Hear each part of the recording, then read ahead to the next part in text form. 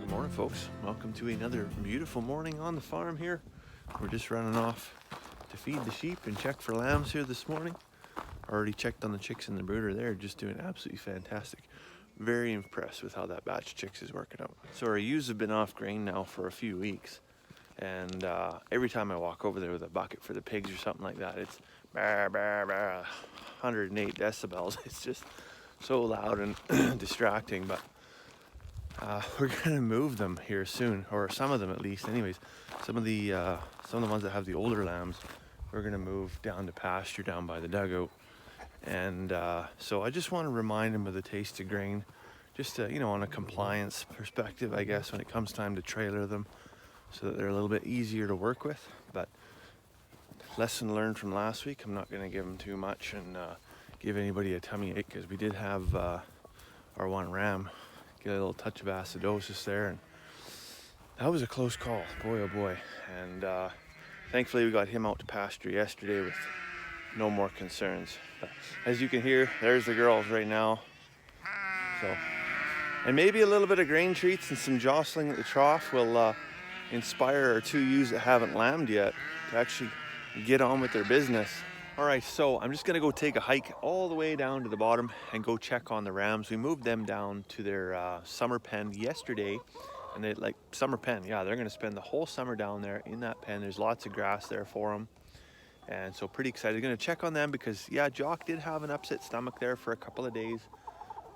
We kept him back up here for a few days until he had some solid poops, and then got him onto some real grass, because I mean, you're never gonna get rich feeding hay. And the animals just do so much better on grass. And I mean, speaking of grass, I mean, we talked about this the other day about having grass envy because everything was kind of yellow and brown. If you look behind me here, things are changing. Every day, it's like an unfinished painting, right? Every day the artist just adds a few more brush strokes here and there, and things are greening up, and it just gets more and more beautiful. There are a few spots around our yard that just probably aren't going to green up because of a couple of factors, poor soil condition, poor soil nutrition. Maybe it's a high traffic area. But we're going to do some fantastic work, not with these chickens. I mean, the free range chickens do a ton of work because they put on miles, and they fertilize this whole grassy area, our whole front lawn, side lawn in between the trees, and they go clear out to the main road. But the meat chickens in the chicken tractors, they're going to do the stuff on the east side of the house.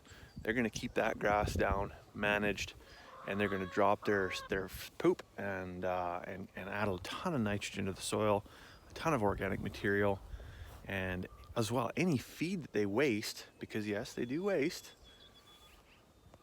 These chickens are going to come right up behind and clean up, scratch and till, and work that manure that the meat chickens drop into the soil. It's going to be amazing. So I tell you, this really is my absolute favorite time of the year because, like I said before, it's not too hot, it's not too cold. It's just nice to be out. The sun shines, the light breeze, birds are chirping, the air smells so fresh, everything's starting to come up and grow. There's just no better time of year for me. So I'm almost all the way down the hill now. So the ram pen is right here. And I don't see any rams. Now they're probably tucked in behind the fence here somewhere, but usually they would have come running up. I did see Todd this morning from up at the house. But yeah, I'm not seeing anybody here. Oh, there they are. They were hiding behind the fence. Whew! Talk about a panic attack. Good morning, fellas. You got lots of fresh grass in your tummies? Yeah, it sure is nice down here. Greened up really good these first few weeks of spring. Lots of grass. And these guys, just the two of them in here, it's a pretty big pen, right? Just the two of them in here aren't going to be able to keep up with the amount of grass growth that happens in this pen. So we were able to run the one summer 5 ewes and their lambs in here for about 2/3 of the summer. So we just keep 2 or 3 animals in here.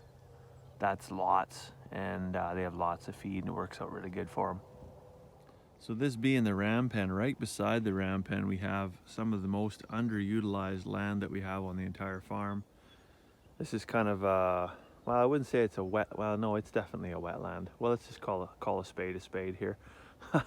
the creek runs down through. You can see the bulls off in the distance and the creek running through here, and it just kind of becomes a bit of a trickle.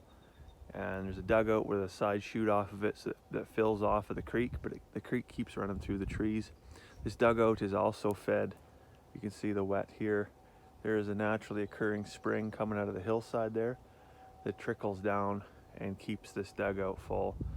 But you can see what the cows do when they come through. They just turn this all to muck and hummocks, and it makes it really challenging to traverse and access. And I don't know, I don't really have a solution for this right now, but I mean, big picture wise, I'd love to come in here and fence this off if I had $1 million kind of thing. Fence this off and then just come in with a hoe and trench this out and just run a trench straight down to the dugout.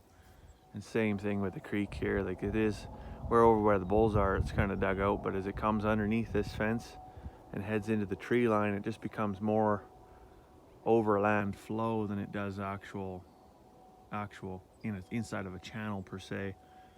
So we get quite an expanse of slightly boggy land where even you can see that some of the trees, you look at the willows here, right, they're not super healthy, and it is quite overgrown, right? So I mean, ultimately a good grass fire come through here would probably clean this right up, but there's usually more consequences than there are benefits when you have fire come through an area.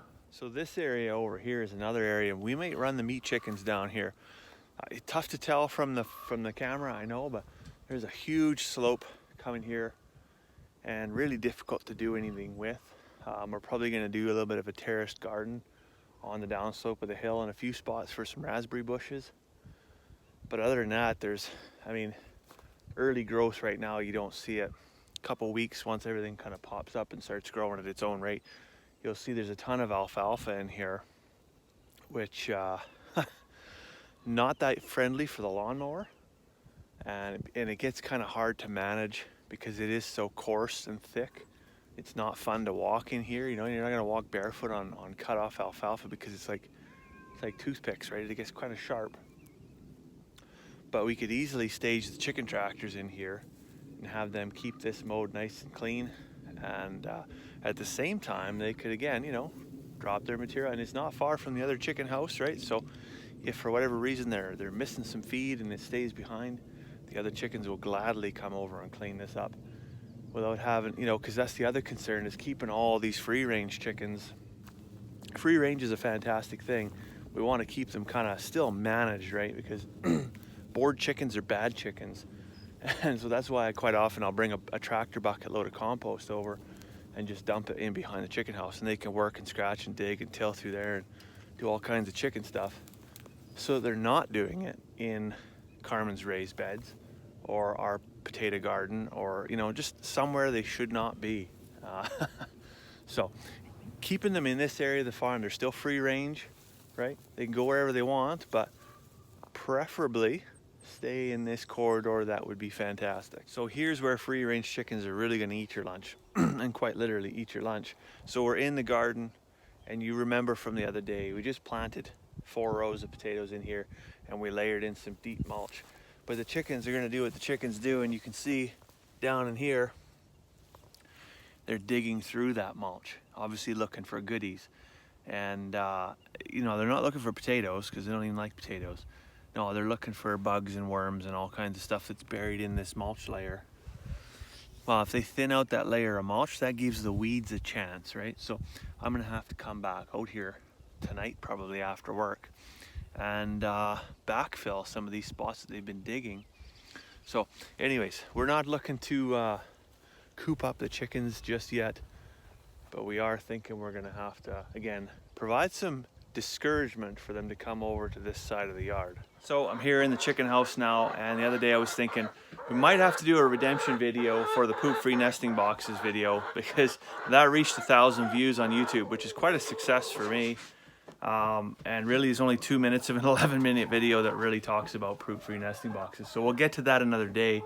But while I'm in here, I was just looking at the deep litter here, and I've piled some up right up here. We're going to be cleaning out the chicken house here probably within a week, and I'm really excited to get in. You see, what this looks like, right? It's still nice and crumbly and dry.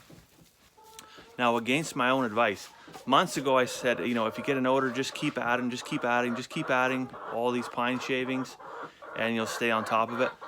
So probably about 6 to 8 weeks ago, I stopped adding pine shavings to the coop here because it was very dry. We hadn't really got much rain. All the snow had melted off. And so I would just be adding dry material on top of dry material. And you know, the moisture in the poop was actually evaporating quite nicely just through good ventilation in the chicken house. And I thought, well, this is a really good way to nitrogen load all this material so that when we do chuck it in the compost heap here eventually and soak it down, it's just gonna go straight up to temperature, get really, really hot, and we're gonna kill all those pathogens pretty quickly, right? We're gonna see how, this is gonna be our experiment. We're gonna see just how hot this pile can get. So I'm shooting for 160 degrees Fahrenheit. I think we can get there. But as I said, that'll be a subject for another day. But I want to do it within the week because, like I said, we're coming out of spring and into summer, and there's a really good chance that here in the next couple of weeks we're going to get a whole bunch of rain. And because this pile is now nitrogen loaded, if these girls come in with wet feet and they track a bunch of moisture in, or the relative humidity in the air even, you know, increases and starts putting moisture pressure on the chicken house, we're gonna have a stink to manage, and it's not gonna be a pleasant one. So that'll be the plan. We're gonna get the wagons loaded up. I'll have to find some pallets, and we're gonna make a downwind compost heap, because we did put one on the back of the chicken house here. It's on the west side of the house, and the prevailing wind comes out of the southwest. So we had some interesting odors around the yard. That was lesson learned. It was kind of convenient because it's right beside the chicken house. But yeah, it was quite pungent. And they say, oh, you know, if you're composting properly, you shouldn't have any odors. Well, we're not composting, you know, vegetable scraps and garden waste and things like this. This is wood shavings and pure hot chicken manure. And I don't know of anybody that can compost chicken manure and not have some type of an odor. So it's really only 2 or 3 days. All the ammonia, well, not all the ammonia flashes off, high levels of ammonia flash off. And so we just want to get it north and maybe even east of the house a ways, and we'll be in good shape. Anyways, I just thought it was interesting to show what this looked like after sitting here all winter. Well, basically even more than winter. I think we started this pile, well, it would be a year ago, you know, since the last time we cleaned out our chicken house. And we did actually remove some material, as I said earlier, a little bit earlier in the spring or late winter, just because we were getting such a large amount of material in the coop, and I was banging my head off of the roosting bars. But this stuff is going to be fantastic to not only to get composted, but as a starter for compost. So we've got some material in the sheep pen. We've also got some material out in the field that we could add. So this has got a full year's worth of microbes in it, right? In this one handful here, I've probably got 10,000 microbes just in a handful, right? So you can imagine what this whole pile, right? There's probably billions of beneficial microbes in here that can help with that composting action, help break down material, and help feed the soil. There's also a boatload of nitrogen in there, and so I've always heard this. I wouldn't call it a rumor, right? It's fairly universally agreed upon that chicken manure, high nitrogen, you shouldn't apply it to plants. You're going to burn and kill your plants. But I also hear all the time, oh, well, you know, I don't want to apply herbicides, and, you know, I want everything to be organic, but I'm also dealing with this weed issue. Well, there really is no such thing as a weed issue. Weed issues are just kind of weeds telling you that your soil is lacking in something. But nevertheless, we can't always fix those problems overnight, but we still have weeds to deal with. So I'm curious to see if we can make some compost tea. I think somebody's laying an egg over here. If we can make some compost tea out of this hot chicken manure and apply it to some less preferable plants in our yard site, and just see what it does to them. See if it does work as a natural herbicide. And I mean, it's not going to be lost, right? You're still adding nitrogen to the soil. Next year it's going to come around probably